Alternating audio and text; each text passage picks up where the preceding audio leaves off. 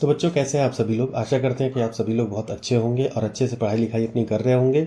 आज हम लोग जो डिस्कशन करने के लिए यहाँ पे आए हैं वो है यूपी सैनिक स्कूल के एग्ज़ाम की पूरी तैयारी के बारे में। और सारा उसमें कॉन्सेप्ट आज हम लोग समझने वाले हैं कि कैसे क्या सिलेबस होता है और कैसे इसकी प्रिपरेशन करें। क्योंकि आपको पता है अब टाइम भी ज़्यादा नहीं बचा है। अब हमारे पास सिर्फ 2 महीने बचे हैं, तकरीबन 60 दिन या 62 दिन के आसपास। ठीक है, तो मैं आपको बता दूं, इसका जो फॉर्म है वो आ चुका है। और ये फॉर्म कब रिलीज़ हुआ है, तो इसी सितंबर में 10 तारीख को रिलीज़ हुआ है। और इसकी जो लास्ट डेट है 25 अक्टूबर है। इसके बाद इसको एक्सटेंड भी किया गया है, यानी 25 अक्टूबर के बाद से ये लगभग आपका जाता है 3 नवंबर के या 4 नवंबर के आसपास जाता है। लेकिन उसमें क्या है कि आपका लेट फी लगता है, यानी फॉर्म का जो चार्ज होगा वो डबल हो जाएगा। ठीक है, तो चलिए आइए डिस्कशन कर लेते हैं। आज का जो हमारा टारगेट है वो यूपी सैनिक स्कूल के पूरे सिलेबस के बारे में जानने का है। ठीक है ना, तो चलिए इसमें शुरू करते हैं हम लोग। इसमें ये जो सबसे पहले हम अगर बात करेंगे तो ये जो टोटल कितने मार्क्स का होता है, तो क्लास 9 के सिलेबस की हम बात करने वाले हैं। और क्लास 9 का सिलेबस जो है, ये जो टोटल होता है वो होता है 400 मार्क्स का। कितने का होता है? 400 मार्क्स का। इसमें जो टोटल हमें टाइम मिलता है वो टाइम मिलेगा हमें लगभग 180 मिनट का, यानी लगभग कितना, 3 घंटे का टाइम हमें मिलेगा। इसमें कोई भी नेगेटिव मार्किंग नहीं होगी। ठीक है, चलिए नेक्स्ट। अगर इसमें बात करें अगर मैथमेटिक्स की, तो मैथमेटिक्स के इसमें क्वेश्चंस जो आते हैं वो लगभग कितने आते हैं, 50 क्वेश्चंस आते हैं। ठीक है, यानी इस हिसाब से हमारा जो पर क्वेश्चन पड़ रहा है वो पर क्वेश्चन कितने का होगा, वो पर क्वेश्चन होगा हमारा 4 मार्क्स का मैथ्स में। ठीक है, मैथ्स में हमारा जो हर एक क्वेश्चन होगा वो लगभग 4 मार्क्स का होगा। ठीक है, चलिए नेक्स्ट जो हम बात करेंगे वो होगा इंटेलिजेंस। इंटेलिजेंस मतलब इसमें रीजनिंग वगैरह आ जाएगा। ठीक है, और रीजनिंग का जो होगा क्वेश्चन, इसमें टोटल कितने होंगे, 25 क्वेश्चन होंगे। यानी हर एक क्वेश्चन कितने मार्क्स का होगा, हर एक क्वेश्चन 2 मार्क्स का होगा और ये टोटल 50 मार्क्स का होगा। इसी तरीके से अगर इंग्लिश की बात करें तो इंग्लिश में भी हमारे टोटल 25 क्वेश्चन आ रहे हैं और हर एक क्वेश्चन जो है 2 मार्क्स को कैरी करता है, इसलिए पूरा 50 मार्क्स का होता है। इसलिए इसमें जनरल साइंस की बात करेंगे। जनरल साइंस जो होता है वो उसमें टोटल 25 क्वेश्चंस होते हैं। 25 क्वेश्चंस पर क्वेश्चन की अगर बात करें तो वो 2 मार्क्स का होता है और इसमें टोटल कितने होंगे, 50 मार्क्स होंगे।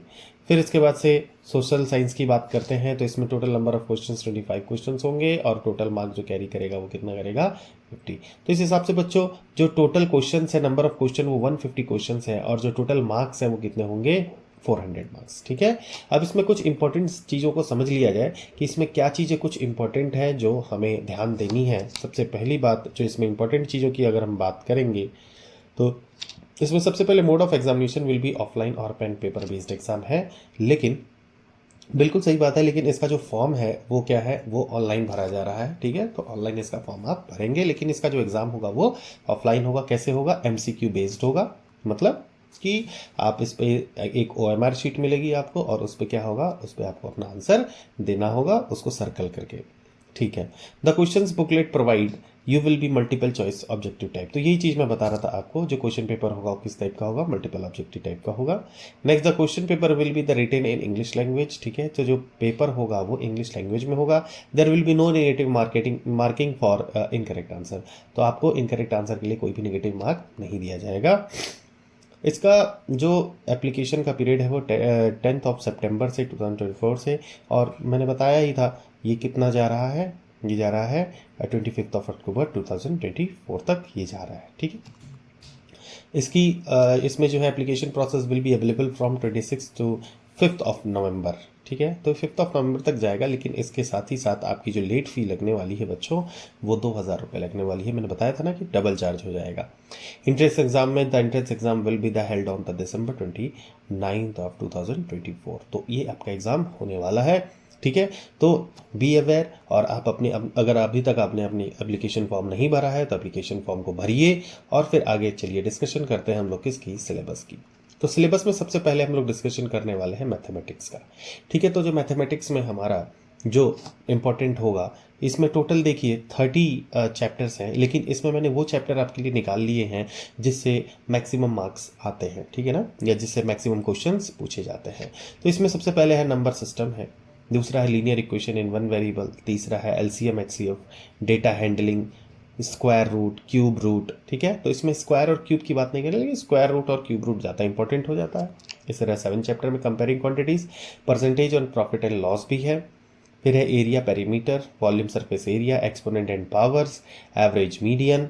ठीक है, यहाँ से इतनी इंपॉर्टेंट है। और यहाँ पे एक है इंपॉर्टेंट जो कि simple interest and compound interest. ठीक है, तो आज हम लोगों ने मैथमेटिक्स के सिलेबस की बात की है। इसी के साथ साथ जनरल साइंस में क्या क्या चीज़ें इंपॉर्टेंट है, अगर आपको ये वीडियो अच्छी लगती है तो आप इस पर कमेंट करके बताएंगे। मैं जनरल साइंस और इवन जो और भी सब्जेक्ट्स हैं जैसे कि आपका सोशल साइंस हो गया और जैसे कि इंग्लिश हो गया, इन सारे में भी मैं आपको इंपॉर्टेंट मार्क करके दूंगा।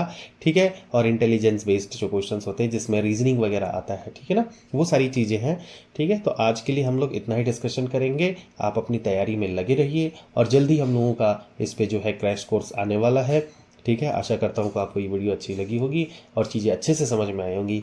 अगर अच्छे से समझ में आई है तो इसे आप उन लोगों को भी शेयर करिए जिन्हें इसकी ज़रूरत है। Thank you so much.